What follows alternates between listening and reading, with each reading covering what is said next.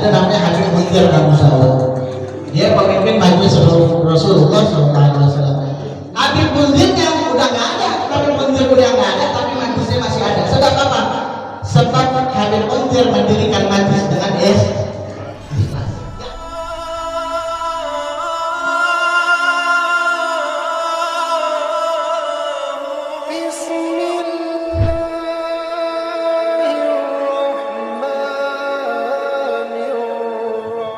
Membahas tentang ikhlas fi jami'il a'mal wal aqwal wal ahwal. Amaliyah kita atau perbuatan kita atau ucapan kita, wa tarhib fi ta'allumil ilma li ghairi wajhillah, dan mengingatkan buat orang-orang yang menuntut ilmu tapi bukan karena Allah. Ya. Galal alif rahimahullah ta'ala wa nafa'ani wa bil ulumi bidarihi amin. Ya Allah ta'ala wa ma umiru illa liya'budullaha mukhlishina lahu din hunafa wa yuqimus shalah wa yutuz zakat wa dzalika dinul qayyim. Ya. Jadi maka hadirin rahimahullah, Allah Subhanahu wa ta'ala di sini bersabda, wa ma umiru illa liya'budullah, dan Allah tidak memerintahkan kepada kalian illa liya'budullah, kecuali untuk menyembah Allah, mukhlishina lahuddin hunafa wa yuqimus shalah wa yutuz zakat, menyembah Allah dengan ikhlas, ya, bertauhid kepada Allah tanpa adanya kita mengharapkan sesuatu kecuali ridha Allah. Wa yuqimus shalah wa yutuz zakat wa dzalika dinul qayyim, mendirikan salat dan menunaikan zakat, dan itulah agama yang lurus. Jadi Allah Subhanahu wa ta'ala di sini mengajarkan kita untuk supaya ikhlas di dalam beribadah. Dalam segala hal kita harus ikhlas. Menyembah Allah, sholat, puasa, zakat, pergi haji, semua ikhlas karena Allah Subhanahu wa ta'ala. Wa man dikatakan wa man kana lillah yatim wa man kana li ghairillah yanhadi. Orang kalau mengamalkan sesuatu karena Allah, apapun itu bakal kekal. Wa man kana li ghairillah yanhadi. Dan apabila orang mengerjakan sesuatu bukan karena Allah, itu bakal binasa, bakal hancur. Kita hadir di majelis taklim, duduk di majelis taklim, kalau niatnya bukan karena Allah, paling-paling hadir seminggu sekali, habis itu udah gak bakal hadir lagi. Benar gak? Bisa. Contohnya sekarang nih, beliau ya, ini contoh doang, tapi bukan berarti beliau masya Allah ya, abahnya sering hadir di majelis, ya, alhamdulillah. Contoh, kita mau ngadain syukuran, mau pergi haji kek, ya, mau pergi taklim kek, mau pergi kemana kek, safar kemana, terus kita hadir di pengajian cuman buat apa ya? Ngadain syukuran buat anak kita, atau cuma buat ngadain syukuran buat kita pergi haji. Niatnya bukan karena Allah, niatnya apa? Cuman biar orang rame aja, biar rame, biar orang lihat nih gue mau pergi haji nih, lihat dong nih gue pengen pergi haji. Ya, bukan karena Allah, tapi ada niat lain, ya, atau niat-niat selain daripada Allah. Apa yang terjadi? Dia datang cuma hari itu, nggak bakal lama, nggak kekal, sementara, nggak bakal terus. Tapi kalau orang yang hadir taklim, hadir dia belajar karena niat memang benar-benar ngaji, ya, mau ada orang yang datang, mau nggak ada orang dia tetap datang, mau ada makanan nggak ada makanan dia tetap hadir, mau ada ustadznya nggak ada ustadznya dia tetap datang. Karena niatnya apa? Niatnya karena Allah.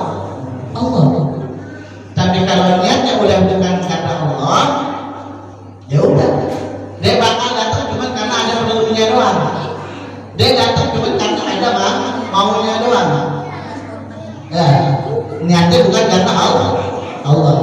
Ini hati-hati. Ini namanya enggak ikhlas. Ya. Kalau enggak ikhlas namanya apa? Kebalikan daripada enggak ikhlas apa? Ria. Ria apa ria? Ada dua. Kalau enggak ria, kalau enggak syirik. Wah, ini bahaya. Mengerjakan sesuatu bukan karena Allah bisa jadi dua. Yang pertama bisa jadi dia syirik kepada Allah. Yang kedua bisa jadi dia ria. Apa itu syirik? Wa huwal amal li ajli nas. Mengerjakan amal karena manusia. Wah, ini bahaya. Sholat kita karena pengen dilihat orang. Tujuannya bukan karena Allah nih. Pengen dilihat orang supaya disangka orang ahli ibadah. Atau biar disangka orang alim. Atau biar disangka ustaz. Atau biar disangka orang baik. Niatnya bukan karena Allah. Nah, ini bahaya. Ini bisa jadi syirik. Niatnya bukan karena Allah, tapi niat karena manusia. Tujuannya bukan kepada Allah, tapi kepada manusia. Ini bahaya. Ini dinamakan syirik. Nah, itu bisa jadi syirik kecil. Karena dia tujuannya bukan karena Allah. Atau bisa jadi dia ria. Apa itu ria? Tarkul amal di ajli nas. Kebalikannya yang tadi. Kalau tadi kita mengerjakan amal karena manusia disebut syirik. Kalau kita meninggalkan amal karena manusia disebut ria. Mau sedekah, ada yang lihat, wah enak aku pengen sedekah, ada yang lihatin, tak aja sedekahnya mau orang pergi. Nah, ini hati-hati juga. Ini disebutnya ria. Meninggalkan amal karena manusia takut dipuji. Ya nggak apa-apa takut dipuji, tapi bukan begitu caranya. Ada orang yang takut kalau bisa. Itu namanya tarkul amal li ajli nas, disebutnya ria. Nah terus gimana nih? Ya, terus gimana? Yang benar-benar kita ibadah niat karena Allah. Terus aja kita ibadah. Walaupun ini contoh kita hadir majelis, ya. Contoh kita hadir majelis. Sekali kita hadir majelis orang pasti ngatain ya. Biasanya umumnya manusia kita sekali hadir majelis pakai sarung, pakai koko. Di luar udah dikatain dia ustaz. Ya gaya-gayaan hadir majelis terus gak ada tuh. Ini kita kadang takut kalau hadir majelis takut dikatain. Ini disebutnya nih. Terus bagaimana caranya? Ya udah, biar orang mau kata apapun kita tetap hadir. Walaupun hadirnya kita pertama masih ada rasa sombong. Walaupun hadirnya kita yang pertama masih ada rasa sok pintar. Tapi orang kalau sudah istiqomah itu semua lama-lama hilang. Contohnya gimana nih? Kita sholat. Tadinya kita nggak pernah sholat. Ya. Kita nggak pernah sholat, tadi nggak pernah sholat. Tiba-tiba kita pengen taubat sama Allah. Pengen sholat. Sholat kita. Sholat pertama kita biasanya banyak was-wasnya. Banyak takutnya. Takut orang ngatain, tumben lu sholat, tumben lu ngaji, tumben lu hadir majelis. Ya, itu pasti ada tuh. Atau takut begini, takut begitu. Itu karena Pak. Tapi kalau kita udah sering lihat orang yang sholatnya nggak pernah berhenti, sholatnya istiqomah 5 waktu selalu ada di majelis, ada nggak perasaan kayak gitu? Udah nggak ada.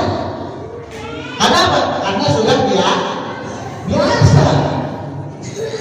Udah nggak ngaku lagi. Maka ikhlas itu bakal datang. Jadi ikhlas itu harus dilatih. Ikhlas harus dilatih. Kapan dilatih? Dari kecil kalau bisa. Nih dari umur-umur segini, alhamdulillah nih. Ini jarang-jarang anak-anak kecil ada maju Ini dalam rangka itu doang apa? Hah? Dalam rangka mengawal beliau doang ya? Jangan. Tiap minggu harus kalau bisa tiap minggu hadir. Ya, supaya apa? Supaya dari kecil dididik jadi orang yang ikhlas. Kalau udah terbiasa dari kecil terbiasa sholat, dari kecil terbiasa haji, dari kecil terbiasa hadir majelis, udah gede, udah jadi rutinitas. Kalau udah jadi rutinitas, gak bakal ada lagi rasa sombong. Gak ada apa yang disombongkan. Emang udah setiap hari. Kita kerja setiap hari, sombong gak? Pulang balik nih, pagi, jalan pagi, pulang malam, sombong gak? Ngapain sombong? Emang kerjaan setiap hari. Gak ada yang disombongin. Karena udah jadi rutinitas. Kalau sudah jadi rutinitas, udah istiqomah, ini otomatis perasaan sombong, ujub, segala macam bakal hilang. Makanya harus dilatih. Itu. Kalau nggak dilatih, nah ini bahaya. Hadir majlis sehari, sekarang hadir, nanti hadir lagi tahun depan kalau ada acara. Kalau nggak ada acara nggak mau hadir. Ya. Atau sholatnya cuma Idul Fitri sama Idul Adha doang. Dia lihat orang-orang pada berangkat sholat, dia ikut-ikutan sholat. Sholat yang wajib nggak pernah. Idul Fitri sama Idul Adha ramai. Ya, ini namanya ibadah bukan karena Allah. Jadi gampang mau nambahin orang itu ibadahnya karena Allah belum lihat tadi istiqomah nggak? Kalau dia udah istiqomah pasti yakin ibadahnya karena Allah. Ya. Makanya majlis ada majlis namanya majlis Rasulullah, pernah dengar nggak? Pernah dengar majlis Rasulullah? Tahu siapa yang memimpinnya?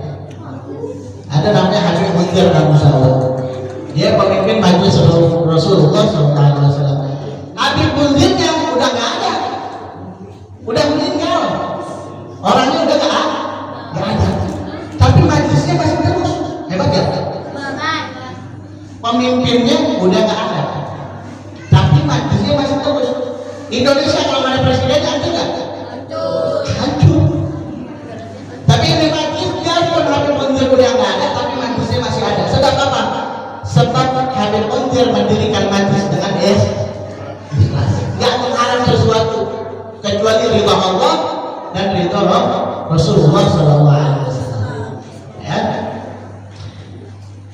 Juga orang yang memondok, nah ini yang memondok juga harus ikhlas. Ya. Baik orang tua maupun anaknya. Nah, ini kadang-kadang ada anaknya memondok, orang tuanya nggak ikhlas. Anaknya ikhlas, orang tua nggak ikhlas. Atau orang tuanya ikhlas, anaknya nggak ikhlas. Ya. Jadi tujuannya dulu harus benar. Tujuannya ikhlas karena Allah. Saya dulu waktu baru mondok masuk pesantren, duduk, ditanyain sama ustaz semua nih, anak-anak semua yang hadir ditanyain. Coba sebutin niatnya mau masuk pesantren apa? Satu-satu ditanya dari depan, tanya. Kenapa mau masuk pesantren? Mau nilai orang tua, bagus. Kenapa masuk pesantren? Mau dapat ilmu yang manfaat, bagus. Kenapa masuk pesantren? Wah banyak macam-macam semua dibutuhin hal-hal yang bagus. Bagus, gak ada yang salah, tapi kurang tepat. Jadi jawabannya gak ada yang tepat. Bagus, benar, tapi kurang tepat. Apa yang bisa saya ngomong apa? Yang benar kita pertama paling utama kalau mau mondok, niatkan dulu karena Allah, karena Rasulullah. Niatkan dulu ikhlas karena Allah. Kalau kita sudah niat karena Allah, ikhlas karena Allah, kebaikan-kebaikan yang lain pasti nyusul. Pasti dapat itu ilmu yang manfaat, pasti dapat. Bakti kita sama orang tua pasti dapat. Semua hal-hal yang baik pasti dapat kalau kita ikhlas karena Allah. Orang tuanya harus ikhlas melepasin anak. Soalnya berapa banyak orang tua anaknya mondok, orang tuanya nangis. Ada itu, benar. Ya. Sering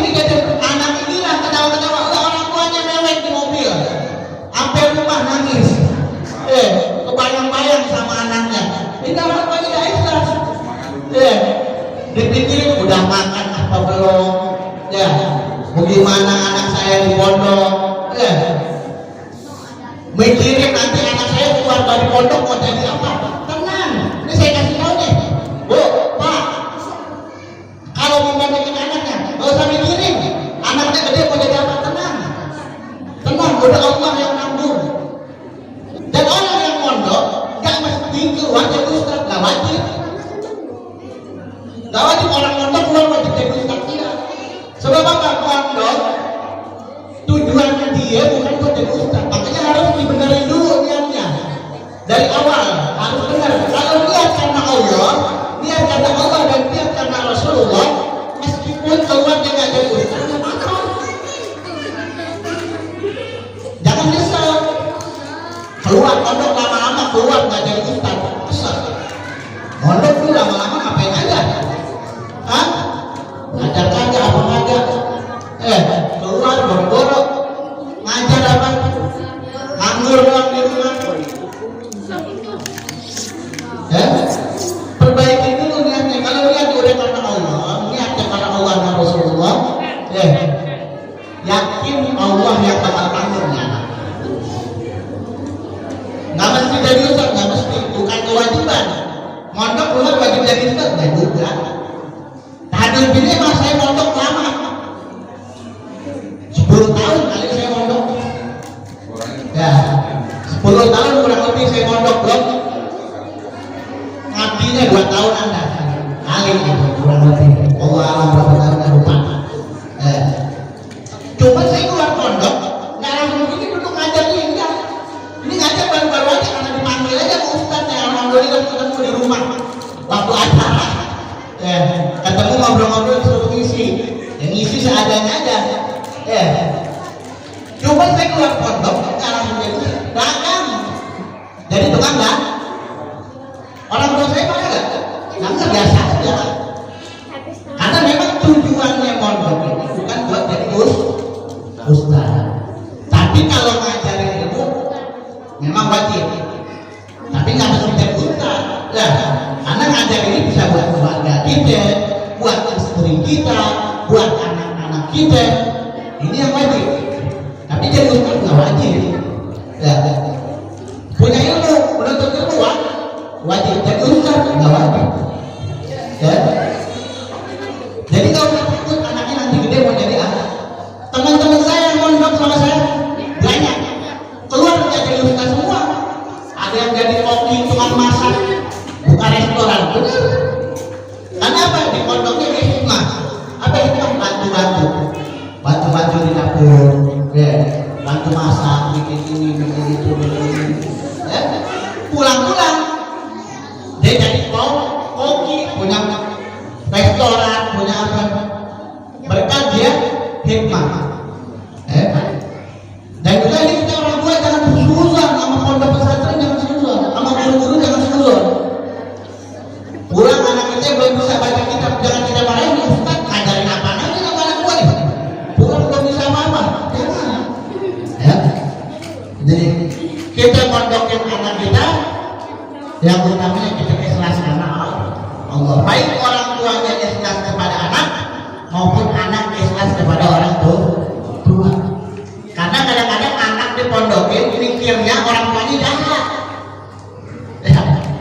Saya mondok nih, waktu awal mondok nih banyak teman-teman saya lihat nangis, ditinggal orang tuanya nangis, marah-marah sendirian di kamar, ngomong ngoceh-ngoceh gitu.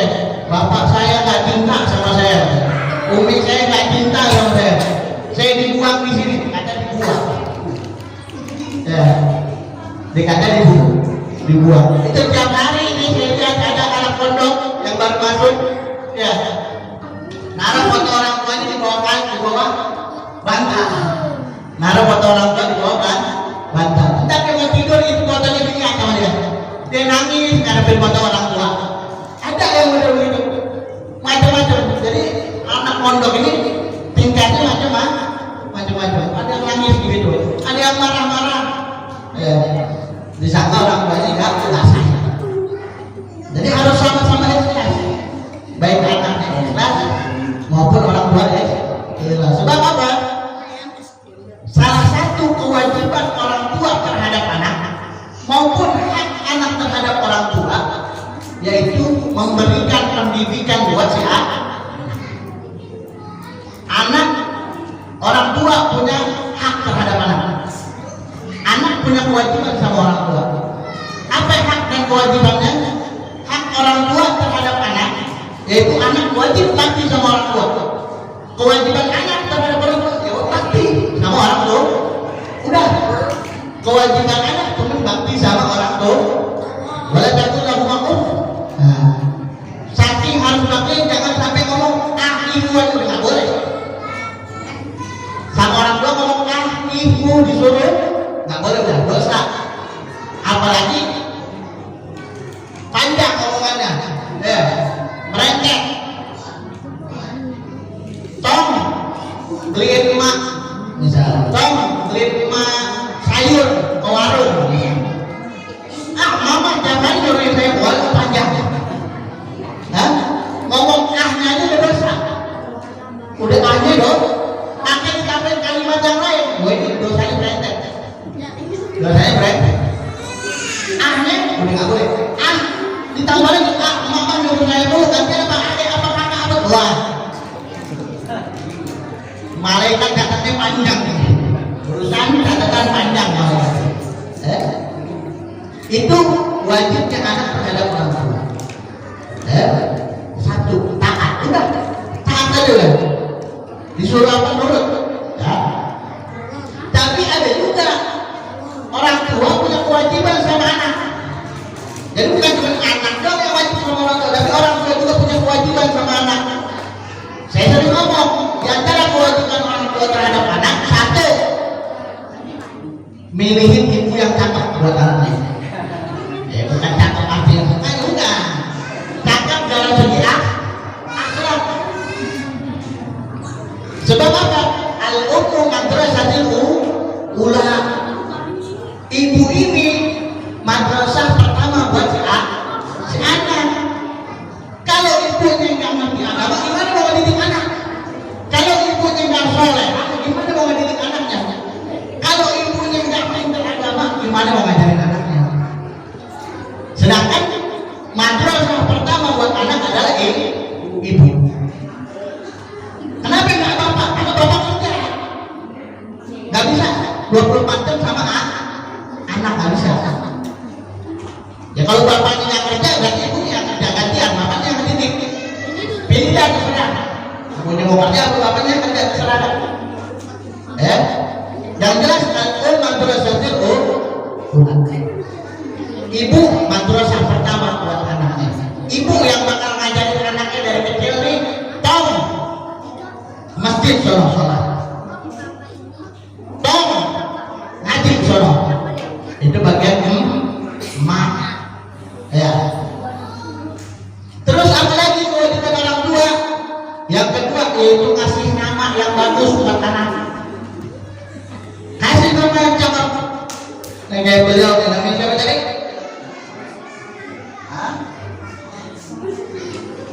Siapa terabil? Apa itu artinya?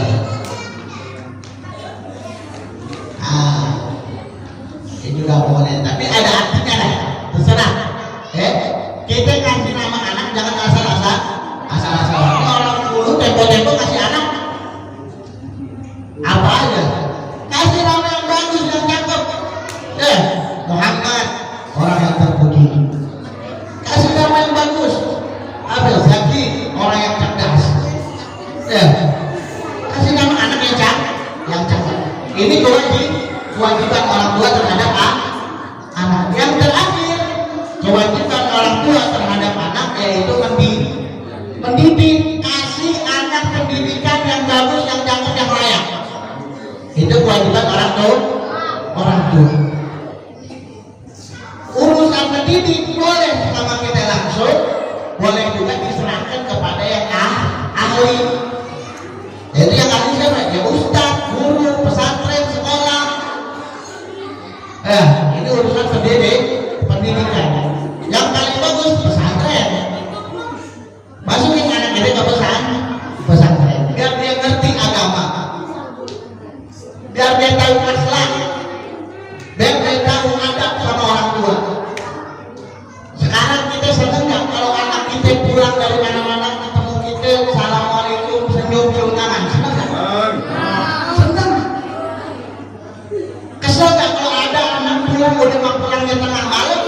pulang marah-marah, muka cemberut, kesel gak udah orang tua?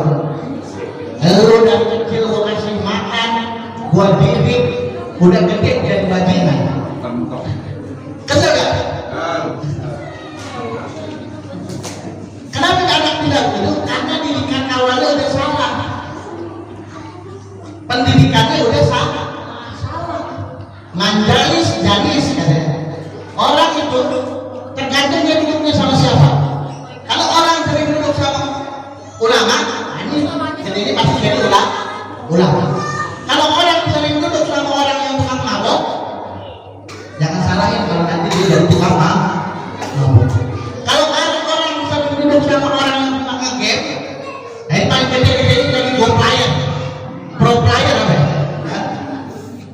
Pro player. Kalau sering ngegame, ya manjalis janis. Kalau kita pengen anak kita jadi orang yang akhlak, pengen anak kita jadi orang yang cakep, bisa doain orang tua, bisa tolong orang tua, taruh di tempat orang-orang yang akhlaknya juga bagus. Sekarang tempat yang paling bagus cuma pesantren. Sekolah, saya pernah sekolah, tahu rasanya sekolahan. Sekolah saya sampai SMA. Jelek-jeleknya SMA saya tahu semua. SD, SMP, SMA saya ngalamin. Tahu tabiatnya orang-orang. Saya pondok, saya tahu di pondok kayak gimana. Saya udah timbang-timbang. Sejelek-jeleknya di pondok masih lebih bagus daripada di sekolah. Sejelek-jeleknya orang di pondok masih lebih bagus daripada orang yang di sekolah. Lebih bagus daripada sebagus-bagusnya orang yang di sekolah. Ya. Karena memang pergaulan orang yang baik aja bisa jadi jahat kalau di sekolah. Karena seret-seret tuh, kebanyakan yang nggak benernya. Tapi orang yang jahat masuk pesantren bisa jadi baik. Karena di situ lingkungannya orang baik. Insya Allah. Ya. Jadi itu, jangan takut, jangan khawatir. Anak kita masukin pesantren, udah kita doain anak kita. Orang tua doain anaknya, yang anak juga doain orang tua. Ya, karena di luar orang tua juga nyari nafkah nih buat kita nih. Kita doain orang tua kita, ya Allah. Di pesantren kita doain, ya Allah, mudah-mudahan orang tua saya dikasih rezeki yang banyak. Biar bisa ngirimin saya duit tiap bulan. Ya. Di pesantren, wah, susah kalau nggak punya duit nih, sengsara. Kerjaannya ngutang terus. Saya dulu pesantren gitu, bukan jelek-jelek, tapi ini, ya gini emang duit ini emang wajib. Ya, nafkah wajib. Saya pesantren dulu itu, ada orang nih kerjaannya ngutang, ntar dapat kiriman, bayar utang, ngutang lagi. Begitu aja tuh kehidupannya. Ya karena apa? Karena orang tuanya kurang mampu. Makanya kita doain orang tua kita yang pesantren, yang anak pesantren. Kalau kita di pesantren kita doain orang tua kita, biar orang tua kita Allah kasih rezeki yang banyak. Biar orang tua kita dikasih rezeki yang melimpah, yang halal, yang berkah. Supaya apa? Supaya kita di pondok aman, tenang. Nazil tahu fi hati. Orang tersebut bakal Allah tambah di dalam pahalanya. Artinya begini. Orang kalau tujuannya karena Allah, ya, hadir majlis karena berharap pahala dari Allah. Mungkin itu saja yang bisa saya